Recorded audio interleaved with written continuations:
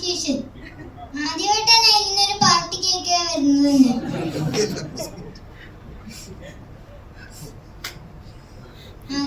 എനിക്ക് ഒത്തിരി ആഗ്രഹം ഉണ്ടായിരുന്നു സിനിമ അഭിനയിക്കാൻ. ഞാൻ ഇതിനു മുൻപ് ഒരു ഷോർട്ട് ഫിലിം അഭിനയിച്ച് അത് എണിച്ചിട്ടാ കണ്ട് അതിൻ്റെ ഒരു റീൽസ് കണ്ട് എന്നെ വിളിച്ചത് ഇങ്ങോട്ട്. ഹായ്, എൻ്റെ പേര് സിനാൻ. ഇതെൻ്റെ ഫസ്റ്റ് ഫിലിമാണ്. അപ്പോൾ ഇതിലോട്ട് എന്നെ അഭിനയിക്കാൻ കളിച്ചതിന് താങ്ക് യു. ഹായ്, അജയൻ ശാശ്ശേരി. വളരെ സന്തോഷം വീണ്ടും മഞ്ഞുമലിന് ശേഷം നിങ്ങളുടെ മുന്നിലൊക്കെ വന്നിരിക്കാൻ പറ്റിയത്. ഞങ്ങൾക്കും വളരെ സന്തോഷമാണ്. വളരെ എല്ലാ സ്ഥലത്തു നിന്നും വളരെ സന്തോഷമുള്ള റിപ്പോർട്ടുകളാണ് വരുന്നുകൊണ്ടിരിക്കുന്നത്. നമ്മളെ എല്ലാ ആളുകളും വിളിക്കുന്നുണ്ട്. എന്നാലും വളരെ സന്തോഷത്തോടു കൂടി നിങ്ങളുടെ മുന്നിലിരിക്കാൻ പറ്റുന്നത് വളരെ ഭാഗ്യം. Hello everyone, I'm Shailaja.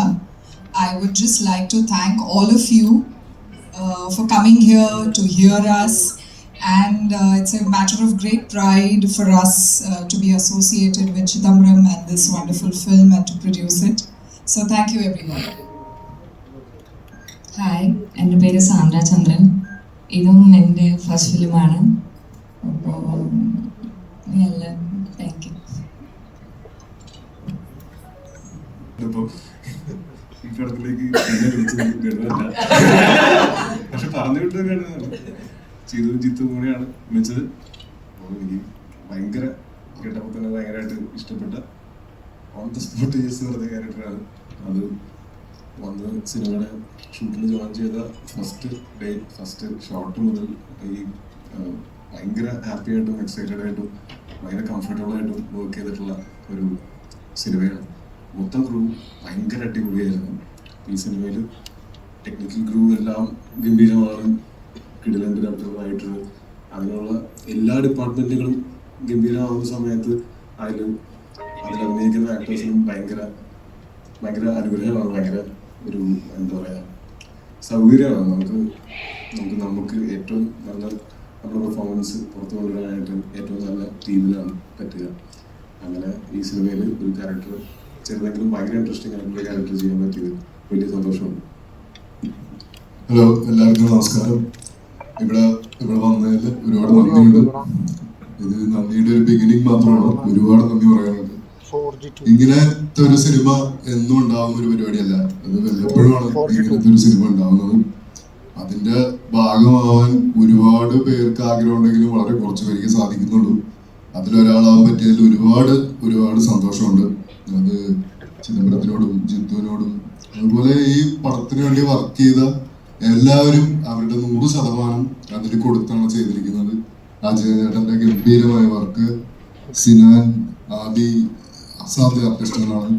പിന്നെ നമുക്കറിയാം ഫർസാന, ഇപ്പൊ എല്ലാവർക്കും അറിയാം, ഗംഭീരം. ട്രailer ടീസർ പോലെ ഒന്നുമല്ല, ഇത് പറയാനില്ല. ഒരുപാട് ഗംഭീര പെർഫോമൻസസ്. അമ്മ നമസ്കാരം.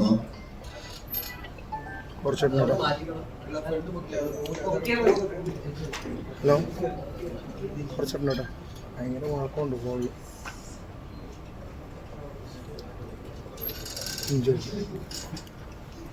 കോസ്റ്റ്യൂം, ഗണപതിയുടെ കാസ്റ്റിംഗ് എല്ലാം ഒത്തു വന്ന ഇത് നമുക്ക് എല്ലാ പ്രാവശ്യവും റിപ്പീറ്റ് ചെയ്യാൻ പറ്റുന്നൊന്നല്ല. ഇത് എല്ലാം കൂടി ഒരുമിച്ച് വരുന്ന ഒരു ഗംഭീര പരിപാടി. അത് നന്നായിട്ട് റിസീവ് ചെയ്തതിന് നിങ്ങൾക്കും എല്ലാവർക്കും thank you so much.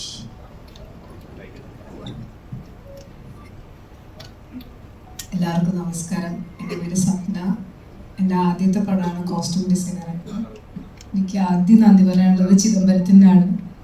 Thank you for the trust. ഇത്രയും ഇങ്ങനത്തെ ഒരു ഫിലിം ആദ്യമായിട്ട് ചെയ്യുന്ന ഒരാളുടെ കയ്യിൽ ഏൽപ്പിക്കുക എന്ന് പറയുന്നത്. And thank you. നമസ്കാരം എല്ലാവരും. ക്ഷണമനുസരിച്ച് വന്നതിൽ നന്ദി. ആദ്യമായിട്ടാണ് അഭിനയം അല്ലാതെ ഫുള്ളി ടെക്നിക്കൽ സൈഡിൽ ഇവരോട് വർക്ക് ചെയ്യാൻ സാധിച്ച ഒരു സിനിമയാണ് ബാലൻ.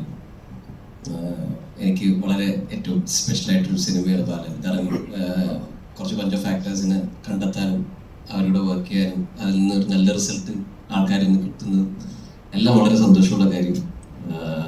Thank you. അമ്മൂമ്മയ്ക്ക് കൊടുക്കാം.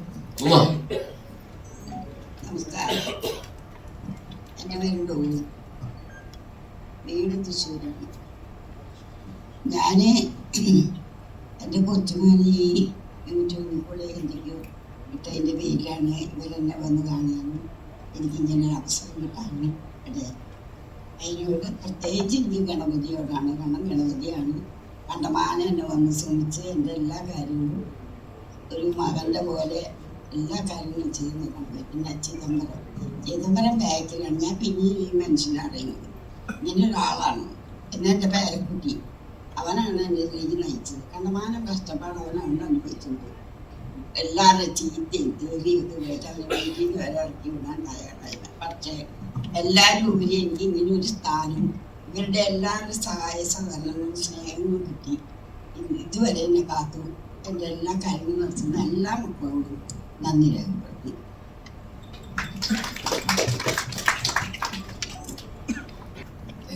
വലിയൊരു വിജയത്തിലേക്ക് പോകട്ടെന്ന് ആശംസിക്കുന്നു. അപ്പോൾ എൻ്റെ ക്വസ്റ്റ്യൻ എന്ന് പറയുമ്പോഴത്തേക്കും ഈ ഒരു കാസ്റ്റിങ്ങിന് മുന്നോട്ടൊരു പ്രിപ്പറേഷൻ എന്തായിരിക്കും? കാരണം ഇതൊരു പെർഫെക്റ്റ് കാസ്റ്റിംഗ് ആണ് ഇപ്പോൾ തന്നെ വന്നിരിക്കുന്നത്. അപ്പോൾ അതിന് മുന്നോട്ടൊരു പ്രിപ്പറേഷൻസ് എന്തൊക്കെയായിരുന്നു? എസ്പെഷ്യലി നമ്മുടെ ഫർസാന, നമ്മുടെ സിനാൻ, പയ്യൻ, അങ്ങനെ എല്ലാവരും കാസ്റ്റിങ്. അപ്പോൾ ഈ ഇതിനൊരു പ്രിപ്പറേഷൻ എന്താണ് ആദ്യം?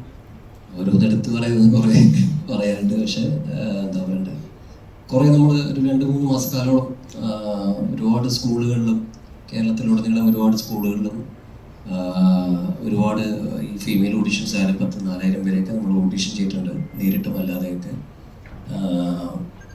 ആദ്യമൊക്കെ കുറച്ച് ഭയങ്കര ടെൻഷനായിരുന്നു.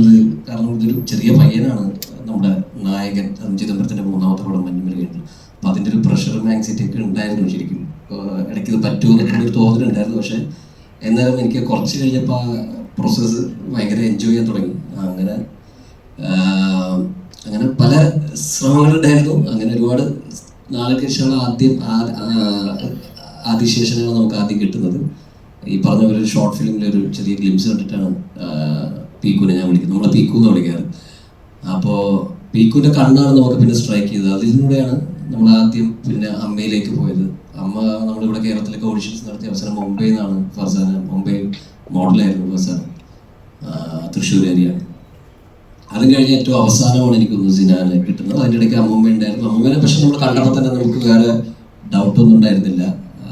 കാരണം എന്താ പറയണ്ടേ, ലോട്ട് ഓഫ് ഗട്ട്സ്, ആദ്യമായിട്ട് അഭിനയിക്കുന്നതാണെന്നുള്ളൊരു ഫീലൊന്നും അമ്മൂമ്മ നമുക്ക് തന്നില്ല. അടിപൊളിയായിട്ടാണ് ചെയ്തത്. അത് കഴിഞ്ഞിട്ട് ലാസ്റ്റാണ് എനിക്ക് സിനാനെ കിട്ടുന്നത്. ഭയങ്കര രസമുള്ള ഒരു പ്രോസസ് ആയിരുന്നു.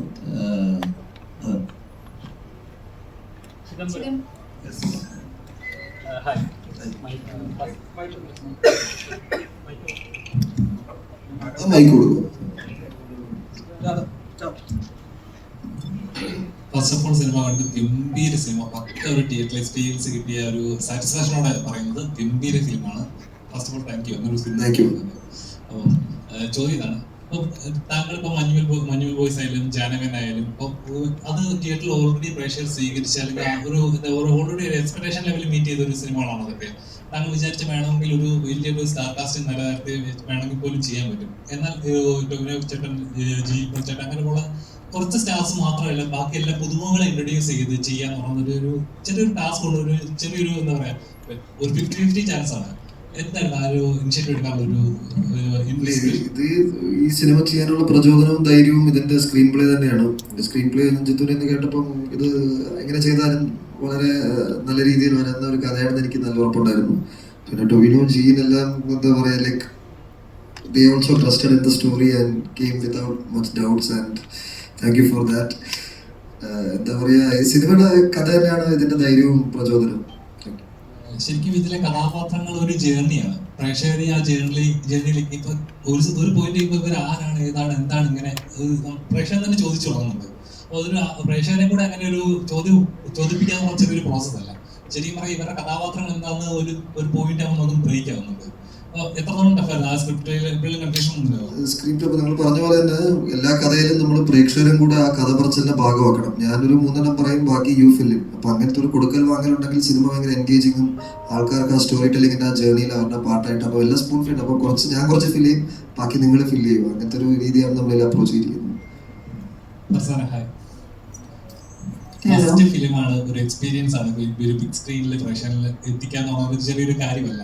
അപ്പോൾ എന്റെ ട്രെയിലർ ഒക്കെ ഇറങ്ങിയ സമയത്ത് ആളുകൾ വിചാരിച്ചത് ഇതൊരു സൈക്കോ പടമായിരിക്കും, ഒരു സൈക്കോ ക്യാരക്ടർ ഒക്കെ ആയിരിക്കും, അങ്ങനത്തെ ഒരു ഇതുണ്ടായിരുന്നു. എന്ത് എക്സ്പെക്ടേഷൻസ് ആണ് ഇത് ചെയ്യുന്ന സമയത്ത്? മെയിൻ എക്സ്പെക്ടേഷൻ എന്ന് പറഞ്ഞാൽ ഇത്രക്കും ടാലന്റഡും എസ്റ്റാബ്ലിഷ്ഡ് ആയ ഒരു ടീമല്ലേ, അപ്പോൾ അവരൊരു ലെവലിലാണെങ്കിൽ നമ്മളും അങ്ങോട്ടേക്ക് എങ്ങനെയെങ്കിലും ഒന്ന് എത്തിച്ചു വരണം. അപ്പൊ ആ ഒരു ചെറിയൊരു പ്രഷർ ഉണ്ടായിരുന്നു. പക്ഷേ mainly I just wanted to enjoy the journey, ഷൂട്ടിന്റെ എക്സ്പീരിയൻസ്. അത് ശരിക്കും ആക്ച്വലി എൻജോയ് ചെയ്ത് truly living it through and through. ഈ കഥയിലെ കഥാപാത്രത്തോളം നമുക്ക് റിലേറ്റ് ചെയ്യാൻ പറ്റും. ഇപ്പം ബാലിനെ ഹാൻഡിൽ ചെയ്യാന്ന് പറഞ്ഞ ചെറിയല്ല, ബാലൻ ഭയങ്കര ഹൈപ്പർ ആയിട്ടുള്ള ഒരാളാണ്. അതെ അതെ, കൂടുതൽ റിലേറ്റ് ഒന്നും ചെയ്യാൻ പറ്റില്ല. അവള് ഇത്തിരി എന്താ പറയാ ക്വസ്റ്റനബിൾ കാര്യങ്ങളൊക്കെ ചെയ്യുന്ന ഒരു ക്യാരക്ടറാണ്. So I can fully relate to her. പക്ഷെ റിലേറ്റ് ചെയ്യുന്ന ഒരു കാര്യം എന്ന് പറഞ്ഞാൽ അവളുടെ ലോയൽറ്റി, അവളുടെ മകനോടുള്ള loyalty is just like can't even explain it. അപ്പോൾ that's the same kind of loyalty that I believe in when it comes to people that we love. Yeah. Normally ഈ സിനിമയിൽ ഒരു കണ്ടർ പ്രത്യേകിച്ച് ഒരു ആളുകളല്ല, കഥാപാത്രങ്ങളാണ് ആ വ്യക്തികളെ ചൂസ് ചെയ്തിട്ട് ഫീൽ ചെയ്തു. ഓരോ ചെറിയ കഥാപാത്രങ്ങൾ കാണാൻ പോലും കുറച്ച് നേരം ഉണ്ടെങ്കിൽ പോലും അത് ആപ്റ്റ് ആണെന്ന് നമുക്ക് ഫീൽ ചെയ്യുന്നുണ്ടായിരുന്നു. അപ്പോൾ ഈ സിനിമയിൽ ടോവിനോച്ചേട്ടൻ ഈ കാസ്റ്റ് ക്രൂ എന്നുള്ള കഥ ഇത് ചെയ്യണം എന്ന്, അല്ലെങ്കിൽ കുറച്ച് ഇത് എന്റെ കരിയറിൽ ഉണ്ടായിരിക്കണം എന്ന് തോന്നുന്ന ബുക്ക് ചെയ്ത നിലകൾ ഉണ്ടാവില്ല. ഇതിന്റെ കഥ കേട്ടപ്പോ തന്നെയാണ്, കഥ കേട്ടപ്പോ എന്റെ ക്യാരക്ടർ ഒരു ഹാർഡ്ലി 10-15 മിനിറ്റ്സ് സിനിമയിൽ ഉള്ളൂ. പക്ഷെ അതിൻ്റെ ഉള്ളിൽ തന്നെ ക്യാരക്ടറിന്റെ ഒരു തുടക്കവും മധ്യവും അവസാനവും ഉണ്ട്. ക്യാരക്ടറിന്റെ ഒരു ആർക്ക് കൃത്യമായിട്ടുണ്ട്. അത് എൻ്റെ ക്യാരക്ടർ മാത്രമല്ല, ഇതിലെ ഏത് ക്യാരക്ടറിന് തോന്നി കഴിഞ്ഞാലും അവരുടെ നല്ലതും ചീത്തയുമായിട്ടുള്ള സ്വഭാവങ്ങൾ, അവരുടെ വൾനറബിലിറ്റീസ്, അതൊക്കെയാണ് അവർ കുറച്ചും കൂടെ റിലേറ്റബിളും ആൾക്കാർക്കെല്ലാം നന്നായിട്ട് മനസ്സിലാവുകയും ചെയ്യുന്നത്. ആരും ബ്ലാക്ക് ആൻഡ് വൈറ്റ്സിലല്ലല്ലോ നമ്മളതിനെ ഡിഫൈൻ ചെയ്യാൻ പറ്റുക. ഗ്രേ ഏരിയാസ് ഉണ്ടാവും, വൾനറബിലിറ്റീസ് ഉണ്ടാവും.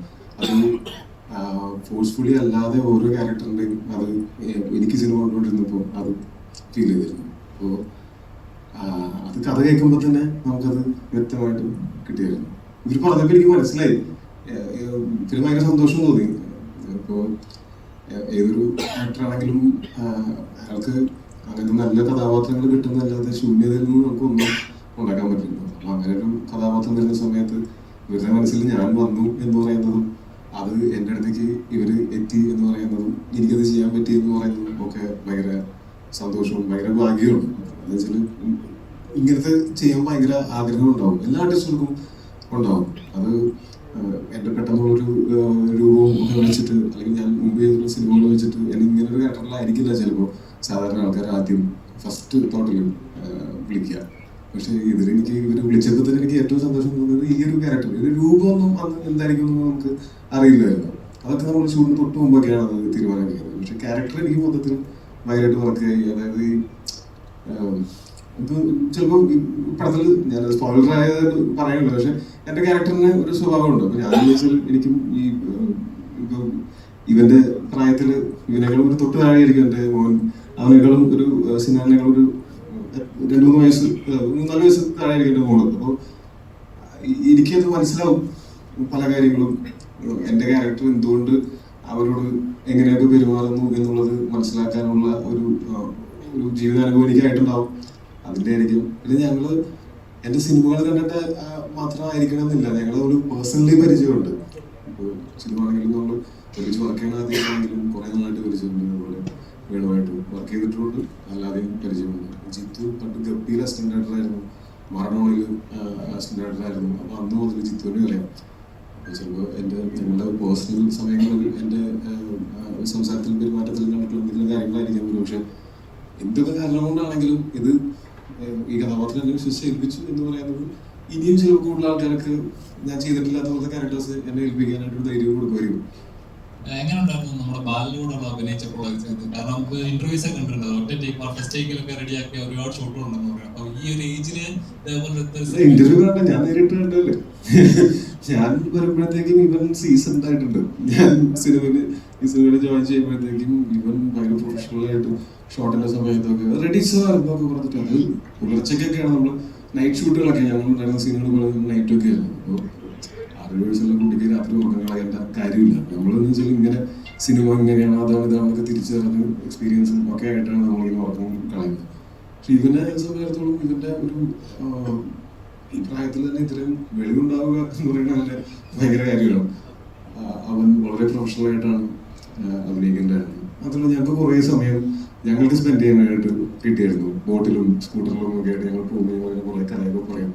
എൻ്റെ വീട്ടിലെ കഥയും പറയും, എൻ്റെ വീട്ടിലെ കഥയും പറയും. അങ്ങനെ ഞങ്ങൾ കുറേ സമയം കിട്ടിയായിരുന്നു. സിനാനായിട്ടാണെങ്കിലും സിനാൻ ഞാൻ അത് കഴിഞ്ഞിട്ട് സിനാൻ അപ്പോൾ ആ സമയത്തെ ഷൂട്ടിൻ്റെ സമയത്ത് ഞങ്ങളുടെ ഷൂട്ട് നടക്കുന്ന സമയം മുതൽ അവിടെ ഉണ്ട്. അത് കഴിഞ്ഞ് സിനാനിലേക്ക് വരുന്ന സമയത്ത് ഇവൻ ആ ക്യാരക്ടറിന്റെ ഇന്നസെൻസ് ആണ് പ്ലേ ചെയ്തിരുന്നതെങ്കിൽ സിനാൻ വരുന്ന സമയത്ത് സിനാൻ അതിന്റെ ഇന്റൻസിറ്റി ബാലന്റെ ഇന്റൻസിറ്റിയിലേക്ക് എത്തിക്കുന്നത് വളർന്നതിന് ശേഷമാണ് അത് സിനാനാണ്. അത് ആദ്യമായിട്ട് സിനിമയിൽ അഭിനയിക്കുന്ന ആൾക്കാരാണ്. നമുക്ക് എല്ലാവർക്കും ഒരു ആദ്യത്തെ സിനിമ ഉണ്ടായിരുന്നല്ലോ. അപ്പൊ അന്ന് നമുക്കുണ്ടായിരുന്ന മാനസികാവസ്ഥയും നമുക്കുണ്ടായിരുന്ന അറിവും എക്സ്പീരിയൻസും ഒക്കെ എന്തായിരുന്നു നമുക്ക് നല്ല ധാരണയുണ്ട്. ആ സ്ഥലത്ത് നിന്നുകൊണ്ട് ഇവര് ഇത്രയും നല്ല പെർഫോമൻസ് ക്യാരക്ടർ പുൾ ഓഫ് ചെയ്യുന്നത് ഭയങ്കര അടിപൊളിയാണ്. പിന്നെ ഇന്ന് സിനിമ കണ്ടപ്പോഴാണ് ബാക്കിയുള്ളവരുടെയൊക്കെ പെർഫോമൻസ് ഞാൻ കുറച്ചൊക്കെ കണ്ടിട്ടുണ്ടായിരുന്നു ഷൂട്ടിന്റെ സമയത്ത്. ഇത് ഈ ഫർസാനി ആദ്യമായിട്ടാണ് അഭിനയിക്കുന്നത്. പക്ഷെ സിനിമ കണ്ടു കഴിഞ്ഞാൽ അങ്ങനെ തോന്നുന്നു. നമ്മള് അമ്മൂമ്മയുടെ ആണെങ്കിലും പൊളി ക്യാരക്ടറായിരുന്നു. അത് ആ ക്യാരക്ടർ പറഞ്ഞപ്പോൾ തന്നെ ഞാൻ ചോദിച്ചത് ആരാണ് ക്യാരക്ടർ ചെയ്യുന്നത്, ആരാണ് ക്യാരക്ടർ ചെയ്യുന്നത് ചോദിച്ചിട്ട് അത് പക്ഷെ എനിക്ക് അത് കാണാനും പറ്റില്ല. ഞാൻ ഇപ്പോഴാണ് കാണുന്നത്. അന്ന് പറഞ്ഞിരുന്നു അമ്മൂമ്മ വന്നിട്ടുണ്ട്, പൊളിച്ചിട്ടുണ്ട്, അന്നേ പറഞ്ഞിട്ടുണ്ട്. അപ്പൊ അത് തിയേറ്ററിൽ കാണാം എന്ന് വെയിറ്റ് ചെയ്തിരിക്കുകയായിരുന്നു. പിന്നെ ജീനൊക്കെ ഞങ്ങൾക്ക് കുറെ നാളായിട്ട് അറിയേണ്ടത് ജീന്റെ മുമ്പത്തെ മഞ്ഞുമല്ലയാണെങ്കിലും ഒക്കെ പെർഫോമൻസസ് ഒക്കെ ഭയങ്കര അടിപൊളി പെർഫോമൻസസ്. എനിക്ക് ഭയങ്കര ഇഷ്ടപ്പെട്ട പെർഫോമൻസ്. ഇതിന്റെ ക്യാരക്ടർ പവിത്ര എന്നുള്ള ക്യാരക്ടർ എടുപ്പത്തിൽ കാര്യം നമുക്ക് പുതിയ ഉണ്ടാവുമല്ലോ നല്ല ക്യാരക്ടേഴ്സ് കേൾക്കുന്ന സമയത്ത്. അപ്പൊ അത് ജീനാണെന്ന് പറഞ്ഞപ്പോ അത് എനിക്ക് കിട്ടി. ആ കഥ പറയുമ്പോൾ തന്നെ എനിക്ക് കിട്ടി. അത് ഞാൻ ഉണ്ടാവുന്നതിന് മുമ്പ് ചെയ്യുന്നതായിട്ടുണ്ട്. അതുപോലെ എല്ലാവരുടെയും ഗിരീഷ് ഷെട്ടി ആണെങ്കിലും എല്ലാവരും ഇപ്പം ഗണപതി വെറുതെ ഇരുത്തിക്കൊണ്ട് പറയണതല്ല, എല്ലാവരും പറഞ്ഞു. പക്ഷെ ശരിക്കും അത് അത്ര ഇമ്പോർട്ടൻ്റ് ആണ് സിനിമയിൽ. ഞാൻ എൻ്റെ തന്നെ ഒരു എക്സാമ്പിൾ പറയാം. ഗണപതിയാണല്ലോ ഫസ്റ്റ് ഇങ്ങനെ ഇവർ ഒരുമിച്ചാണ് തീരുമാനിക്കുന്നത്. അങ്ങനെ ഒരു തോട്ട് വരിക എന്ന് പറഞ്ഞാൽ ഞാൻ മുമ്പ് ചെയ്തിട്ടുള്ള ക്യാരക്ടേഴ്സ് പോലത്തെ ക്യാരക്ടർ അല്ല ഇത്. ഒരു ക്യാരക്ടർ ആര് ചെയ്യണം എന്ന് ഡിസൈഡ് ചെയ്യുന്ന ഒരു കാസ്റ്റിംഗ് ഡയറക്ടറിന്റെ ഇമ്പോർട്ടൻസ് ഒരു സിനിമയിൽ എത്രത്തോളം ഉണ്ടെന്നുള്ളത് ഈ സിനിമയിലെ ഓരോ കാസ്റ്റിംഗ്. ഇന്നലെ രാത്രി വിളിച്ചിട്ട് പടം കഴിഞ്ഞ് വിളിച്ചിട്ട് നമുക്ക് കുറെ നേരം ഞങ്ങൾ സംസാരിച്ചിരുന്നു. ഓരോ പടവും ഭയങ്കര ഇഷ്ടമായി, എന്റെ പെർഫോമൻസും ഭയങ്കര അവർ ഭയങ്കരമായിട്ട് ഇതുവരെ കണ്ടിട്ടില്ലാത്ത പോലെ അതൊക്കെ അവരും പറഞ്ഞു. ഭയങ്കര അടിപൊളിയാണ്, സന്തോഷമാണ്.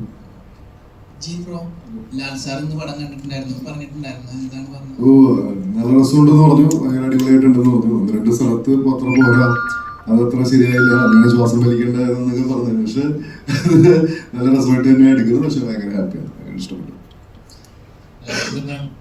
Inspiration, if you ask me, was Manjumal Boys. When we saw it, Chidambaram is someone we know personally. So when he had a script, him and Jeetu together, so it was something we really passionately believed in it and wanted to go ahead with it. Both my husband Satish and myself, and we had the good fortune of having Venkat sir from KVN along with us. So yes, that's how we all came together. എനിക്ക് ചോദിക്കാനുള്ള ടോവിച്ചേട്ടൻ്റെ അടുത്താണ്. Normally നമ്മൾ fitness ഒക്കെ maintain ചെയ്യുന്ന ആൾക്കാർ ഒരുപാട് stubborn ആയിരിക്കും, mentally ഒരുപാട് സ്ട്രെങ്ത് ഉള്ള ആൾക്കാരായിരിക്കും എന്ന് പറയാറുണ്ട്. അപ്പൊ ഒരു സൈക്കോ ക്യാരക്ടർ ചെയ്യുന്ന അല്ല ലോലന്മാരാണ്, പക്ഷെ ബിരിയാണി ഒക്കെ കാണുമ്പോൾ കഴിക്കാതിരിക്കാനൊക്കെ വലിയൊരു മെന്റൽ സ്ട്രെങ്ത് വേണ്ട. അപ്പൊ സൈക്കോകൾ അധികവും ഇതുപോലെ മെന്റൽ സ്ട്രെങ്ത് ഉള്ള ആൾക്കാരായിരിക്കും. എനിക്ക് പക്ഷെ ബിരിയാണി കൺട്രോൾ ചെയ്യാൻ പറ്റാറില്ല, അതുകൊണ്ട് സൈക്കോ സാധ്യത വളരെ കുറവാണ്. അപ്പൊ ഒരു സൈക്കോ ക്യാരക്ടേഴ്സ് എന്ന് പറയുമ്പോൾ നമ്മുടെയൊക്കെ മൈൻഡിൽ മെന്റൽ സ്ട്രെങ്ത് ഉള്ള സൈലന്റ് ആയിട്ടുള്ള ആൾക്കാരായിരിക്കും. അത് മെന്റൽ സ്ട്രെങ്ത് ഉള്ളവരാണോ സൈക്കോളായിട്ട് പറഞ്ഞത്? അതെ, ലോലന്മാരധികം നമ്മൾ സൈക്കോകളായിട്ട് കാണാറില്ലല്ലോ.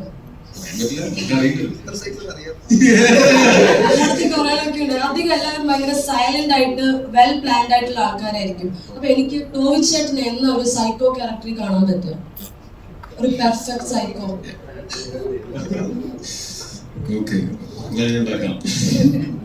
ഞാൻ എന്റെ ശരിക്കുള്ള സൈക്കോത്തിന്റെ പുറത്ത് കളിക്കാതെ അഭിനയിച്ച് ജീവിച്ചുകൊണ്ടിരിക്കുകയാണ്. അങ്ങനെ പോട്ടെ, അതിപ്പോ ക്യാരക്ടേഴ്സ് പറയണ്ടേ. അതായത് ഇപ്പൊ എന്റെ അടുത്ത് ഏതെങ്കിലും ഒരു ക്യാരക്ടർ പറയുമ്പോൾ ഞാൻ അതിൽ സൈക്കോ ആയിട്ട് അഭിനയിക്കട്ടെ, എനിക്ക് അങ്ങോട്ട് ചോദിക്കാൻ പറ്റില്ല. പിന്നെ അങ്ങനെ സൈക്കോ എന്ന് പറയുമ്പോൾ നമ്മളുടെ മനസ്സിലുള്ളൊരു ഒരു ടിപ്പിക്കൽ സൈക്കോ എന്ന് പറഞ്ഞാൽ ഇങ്ങനെ ആയിരിക്കുന്നതുകൊണ്ട് നമ്മൾ കുറെ കാര്യങ്ങളും ചിന്തിക്കുന്നുണ്ട്. അത് അങ്ങനെയല്ല ശരിക്കും പറഞ്ഞാല്. ശരിക്കും ശ്രദ്ധിച്ചു കഴിഞ്ഞാൽ ഒരു സൈക്കോ എന്ന് പറയുമ്പോൾ സൈക്കോ ഒന്നും മനസ്സിലാവില്ല. അല്ലെങ്കിൽ നമുക്ക് സൈക്കോ പിടിച്ചോ എല്ലാത്തിനും പിടിച്ചാൽ പോലെ എനിക്കൊരു സൈക്കോ ക്യാരക്ടർ തരുമോ? സൈക്കോ ക്യാരക്ടർ കൊടുക്കാനല്ല, നമുക്കൊരു ടിപ്പിക്കലി ഇപ്പം എന്നെ പോലുള്ള ആൾക്കാർക്ക് സൈക്കോ എന്ന് പറയുമ്പോൾ ഇതുപോലെയാണ് നമ്മൾ വിചാരിച്ചു വെച്ചേക്കുന്നത്. പണ്ട് നമ്മൾ വില്ലന്മാരെന്ന് പറയുമ്പോൾ ഒരു ടൈപ്പ് ഓഫ് ക്യാരക്ടർ നമ്മുടെ മൈൻഡിൽ ഉണ്ടായിരുന്നു. ഈവൻ ഈ ആക്ട്രസ് എന്ന് പറയുന്ന സമയത്ത് ഒരു ഗ്രേ ഷെയ്ഡ് ഒന്നും കാണിക്കാതെ പെർഫെക്റ്റ് ഒരു കുലസ്ത്രീ കാറ്റഗറിയിൽ ഇപ്പൊ കംപ്ലീറ്റ്ലി മാറിയിരിക്കുകയാണ് അല്ലേ? അപ്പൊ നമുക്കൊരു ഡിഫറെന്റ് ഷെയ്ഡ് ഓഫ് ഈ പറയുന്ന ക്രൈം ത്രില്ലേഴ്സ് ഒക്കെ പ്രതീക്ഷിക്കാൻ പറ്റും. തീർച്ചയായും എന്താ പറയാ, ഉറപ്പായിട്ടും അങ്ങനെ പല ടൈപ്പ് സാധനങ്ങൾ ചെയ്യണം. പിന്നെ സൈക്കോ എന്ന് പറഞ്ഞാൽ ഭയങ്കര ഒരു ബ്രോഡ് ആയിട്ടുള്ള ഒരു ഡിസ്ക്രിപ്ഷൻ ആണെന്ന് തോന്നുന്നു. അപ്പം എന്താണ് സൈക്കോ എന്ന് പറഞ്ഞാൽ ഭയങ്കര സബ്ജക്റ്റീവ് ആയിരിക്കാം. സോ അങ്ങനത്തെ ക്യാരക്ടേഴ്സ് ഉണ്ടെങ്കിലാണ് എന്താ പറയാ, ഇപ്പം ജീന്റെ ക്യാരക്ടർ ഒരാളെ ഇത്രയും കാലം തടവിൽ വെക്കേണ്ടത് നോർമലായിട്ട് ഒരാൾ ചെയ്യുന്നതല്ലല്ലോ. അപ്പം അങ്ങനെ എന്താ പറയാ, എല്ലാവരുടെ ഉള്ളിൽ ഒരു പല ടൈപ്പുള്ള ഒരു ബിഹേവിയർ പാറ്റേൺസ് ഉണ്ട്. അത് നമുക്ക് ബ്രോഡായിട്ട് സൈക്കോ എന്ന് വിളിക്കാമെങ്കിൽ വിളിക്കാം.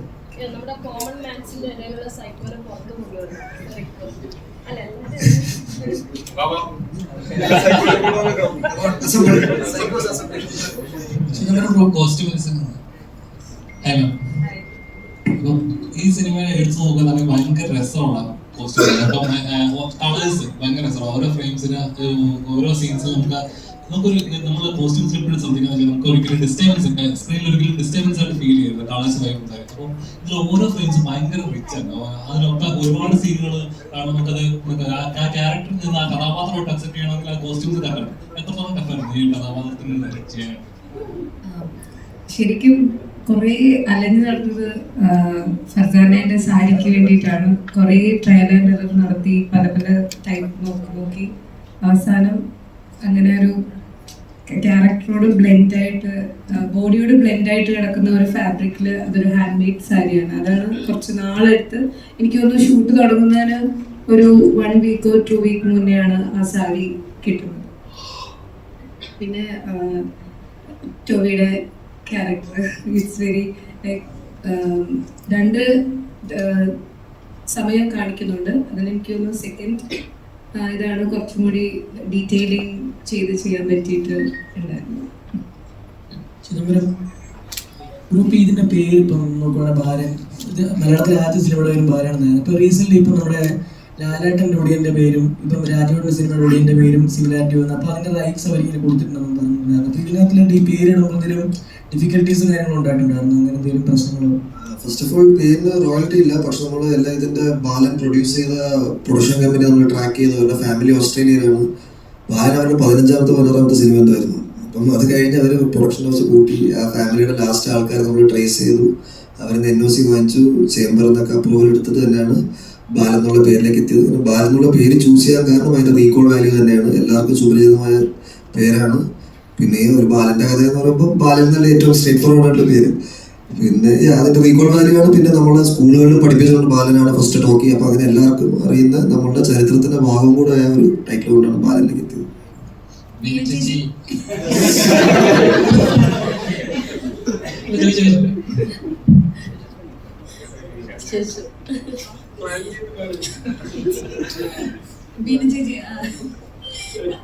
കുറെ നാളിന് ശേഷം നല്ലൊരു ക്യാരക്ടർ ചെയ്യാൻ പറ്റുമല്ലോ.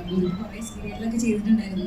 നമുക്ക് പഴയ ബീന ചേച്ചിനെ തിരിച്ചു കിട്ടിയെന്ന് എനിക്ക് തോന്നിയ സിനിമ ആണ്. അപ്പൊ എങ്ങനെ ഉണ്ടായിരുന്നു സിനിമ? സത്യം ഞാൻ ഈ പറഞ്ഞ പോലെ കുറെ വർഷമായി സീരിയലിൽ തന്നെ ഇങ്ങനെ നിൽക്കുകയായിരുന്നു. കുറെ വർഷം. അപ്പോൾ മഞ്ഞുമൽ ബോയ്സ് ഇറങ്ങിയപ്പോൾ എനിക്ക് ഭയങ്കര ഒരു സങ്കടമായിരുന്നു. കാരണം ഒന്ന് ഞാൻ മഞ്ഞുമൽക്കാരിയാണ്, അവിടുത്തെ ഒരു ആക്ട്രസ് ആണ്. ഞാൻ എന്നെ കൺസിഡർ ചെയ്തില്ല. അതുപോലെ ഈ ചിദംബരവും ഗണപതിയും എൻ്റെ രണ്ടുപേരും എൻ്റെ മക്കളായിട്ട് സീരിയലിൽ അഭിനയിച്ചിട്ടുണ്ട്. ചിദംബരം വന്നിട്ട് ആലിപ്പഴത്തിൽ എൻ്റെ മകനായിരുന്നു. എത്രയോ വർഷം എൻ്റെ മകനായിട്ട് അഭിനയിച്ച ആളാണത്. അതിന് ഗണപതി ആണെങ്കിൽ കുഞ്ഞാലി മരക്കാരൻ്റെ കുഞ്ഞനായിരുന്നു. ഭയങ്കര നല്ല പെർഫോമൻസ് ഒക്കെ മുമ്പേ മോനായിട്ട് ഞങ്ങൾ ചെയ്തിട്ടുണ്ട്. അപ്പൊ ഇവർ രണ്ടുപേരും എന്നെ കൺസിഡർ ചെയ്തല്ലോ എന്നുള്ള സങ്കടം. ഞാൻ ഒരു ദിവസം വെറുതെ ചിദംബരത്തിന് ഒരു മെസ്സേജ് ഇൻസ്റ്റയിൽ ഇട്ട് കൊടുത്തു. എന്നാലും അമ്മയായി എന്നെ കൺസിഡർ ചെയ്തില്ല. പക്ഷെ അതാവും മൈൻഡൊന്നും ചെയ്തില്ല കേട്ടോ. പക്ഷെ ഗണപതി ഇവര് നോക്കിയിട്ടുണ്ടായിരുന്നു. ഗണപതി പക്ഷെ എപ്പോഴോ ഒരു യാത്രയിൽ ഗണപതിയുടെ ഫ്രണ്ട്സൊക്കെ പോകുമ്പോൾ ഇങ്ങനെ ഈ ഷംനത്തയുടെ ക്യാരക്ടറിന്റെ ഡിസ്കഷൻ നടക്കുകയായിരുന്നു തോന്നുന്നു. അപ്പോഴെങ്ങാണ്ടുമാണ് ആരോ ഗണപതിയെടുത്ത് പറഞ്ഞു തോന്നുന്നത്, ഇങ്ങനെ എൻ്റെ പേര് ഒരു മെസ്സേജ് കാണുമ്പോൾ അങ്ങനെ പേര് ചേച്ചി ഇതിൽ വിളിച്ചാലോ എന്ന് പറഞ്ഞിട്ട് അങ്ങനെ അവൻ എന്നെ വിളിക്കുന്നത്. ഞാൻ ഭയങ്കര ഞെട്ടിപ്പോയി. കാരണം ഞാനിങ്ങനെ ആക്ച്വലി കാത്തിരിക്കുകയായിരുന്നു കുറേ വർഷങ്ങളായിട്ട് സിനിമയിൽ ഒരു റീ എൻട്രി വേണമെന്ന് ഭയങ്കര ആഗ്രഹിച്ചിരിക്കുകയായിരുന്നു. അപ്പോഴാണ് ഇവനിങ്ങനെ വിളിച്ചിട്ട് കഥാപാത്രമൊന്നും പറഞ്ഞില്ല, ചേച്ചി ഒരു ക്യാരക്ടർ ഉണ്ട് ചെയ്യുന്നുണ്ടോ? ഞാൻ പറഞ്ഞു ഒയ്യോ ചെയ്യുന്നുണ്ടോ എന്നോ 100%. അപ്പൊ അങ്ങനെ എനിക്ക് ഭാഗ്യത്തിൽ അങ്ങനെ ഗണപതിയിൽ വഴി കിട്ടിയതാണ് ഈ ക്യാരക്ടർ.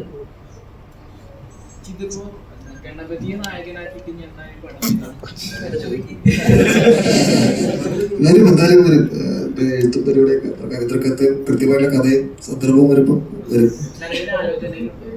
ആലോചനയുണ്ട്, അതൊന്നും എല്ലാ സാധനങ്ങളുണ്ട്.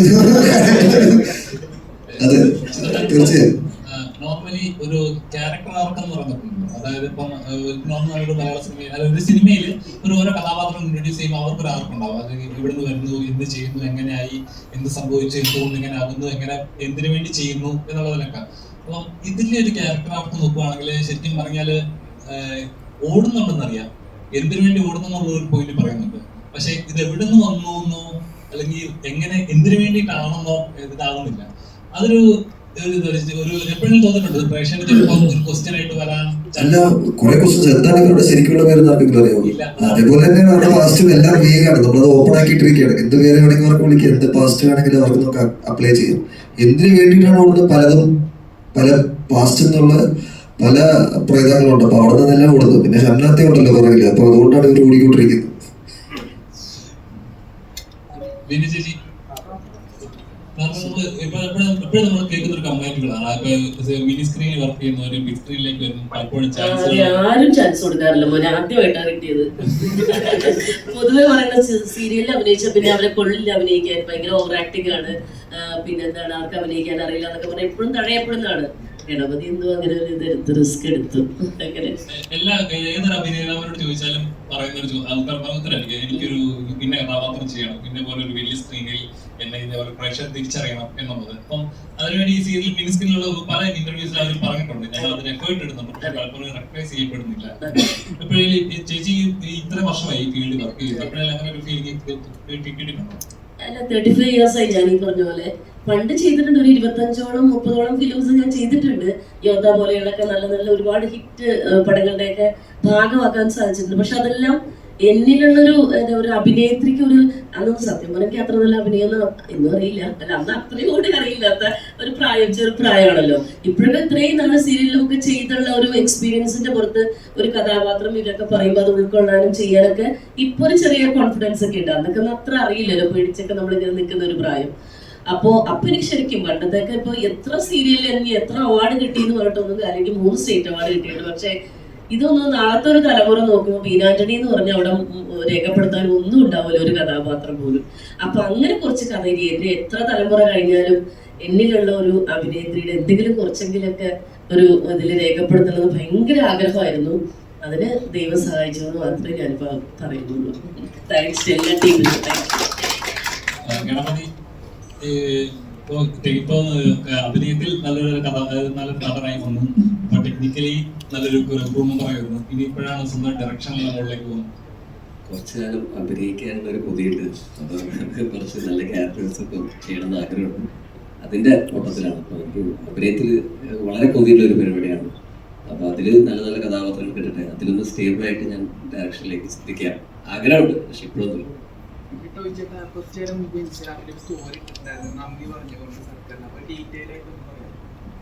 അതൊരു ഡീറ്റെയിൽ ആയിട്ട് സ്റ്റോറി ഉണ്ടായിരുന്നു. അല്ല, അത് സിനിമയെ ഒരു വ്യവസായമായിട്ട് അംഗീകരിക്കും. ഇപ്പോഴത്തെ ബജറ്റിൽ അങ്ങനെ ഒരു ഫിലിം സിറ്റി ശ്രീ JC ഡാനിയലിന്റെ പേരിൽ ഒരു ഫിലിം സിറ്റി തുടങ്ങാൻ പോകുന്നു എന്നൊക്കെ പറയുന്നത് ഒരു ഈ സിനിമയിൽ ഉള്ള നമ്മളെല്ലാവരും സിനിമ ഇതുകൊണ്ട് ജീവിക്കുന്ന ആൾക്കാരാണ്. ഞങ്ങൾ മാത്രമല്ല, ഇതിൻ്റെ ഫ്രണ്ടിൽ ക്യാമറയ്ക്ക് മുന്നിൽ വരുന്നത് മാത്രമല്ല, എൻ്റെ പിറകിലുള്ള ഒരുപാട് പേരുണ്ട്, പല ഡിപ്പാർട്ട്മെന്റുകളിലായിട്ട് ജോലി ചെയ്യുന്നത്. അപ്പോൾ അവർക്ക് എല്ലാവർക്കും ഒരു ഭയങ്കര സന്തോഷമുള്ള ഒരു വാർത്തയാണ്, അതൊരു പരിഗണനയാണ്. ഇത്രയും പോപ്പുലറായിട്ടുള്ള ഒരു മാധ്യമത്തിന് ഇപ്പോൾ ഇങ്ങനെ ഒരു വ്യവസായമായിട്ട് അംഗീകരിച്ച് അതിനെക്കുറിച്ചും കൂടെ സപ്പോർട്ട് ചെയ്യുന്ന ഒരു തീരുമാനം വരുന്നത് അത് തീർച്ചയായിട്ടും വളരെ സന്തോഷമുള്ള കാര്യമാണ്, അഭിനന്ദനാർഹമാണ്. അത് വലിയ മാറ്റങ്ങൾ സിനിമയിൽ, മലയാള സിനിമയിൽ ഉണ്ടാവട്ടെ എന്ന് ആഗ്രഹിക്കുന്നു.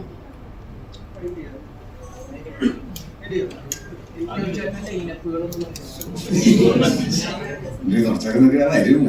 ഇതുപോലെ ഇതിപ്പോ അത് നേരത്തെ പറഞ്ഞു വെക്കുന്നതിനേക്കാളും നല്ലത് വരുമ്പോ കണ്ട് നിങ്ങൾക്ക് അതല്ലേ നല്ലത്, അത് രസം. നമ്മുടെ ബാലനൊന്നും പറഞ്ഞില്ല. ഹലോ ഹലോ, ഇവിടെ എങ്ങനെ ഉണ്ടായിരുന്നു നമ്മുടെ ഇവരൊക്കെ? എങ്ങനെ ഉണ്ടായിരുന്നു? ടൂവിങ്ങളൊക്കെ എങ്ങനെ ഉണ്ടായിരുന്നു നമ്മുടെ സെറ്റിലൊക്കെ? എങ്ങനെ ഉണ്ടായിരുന്നു? കഥയൊക്കെ ഇഷ്ടപ്പെടാം? എങ്ങനെയാണ് ചെയ്ത്? മനസ്സിലായില്ല.